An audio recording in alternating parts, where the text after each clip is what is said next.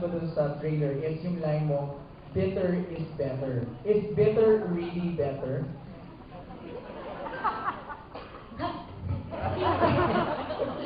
Hindi.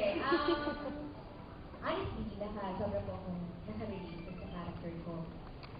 Hindi naman po lead sa inyong kaalaman ang aking mga pinagdaanan sa pag-ibig. At, So, inaamin ka? siyempre po nakalagpas po ako dun sa stage na may konting bitterness, at medyo may pain, ganyan. Siyempre nakapag-move down na tayo totally. Ayun, so nakatulong din, totoo pala yung sinasabi nila yung mga experiences natin in life, makakatulong sa'yo as an actor. So, ayun, medyo nakatulong po yun. Ang nahirapan na talaga ako talagang challenging on my part yung pagiging DJ. So, ayun. Pero dumaan ka rin sa part na naging bitter or parang may bitter feelings. Lahat naman ng nasasaktan at pero dapat mag-uliw. Pero sinong nag-rescue sa'yo from that bitter stage? Si Lord? Yung katabi mo ba?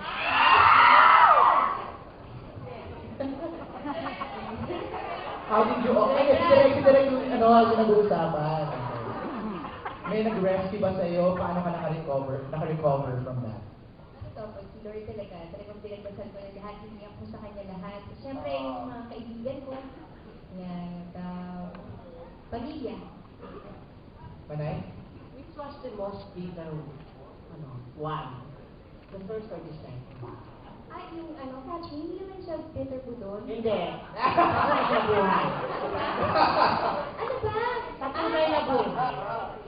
Alin ang mas bitter na naging dahilan para you could feel better now?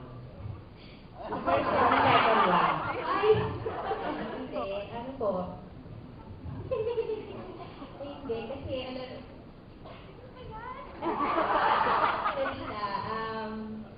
siyempre, hindi. Secret po.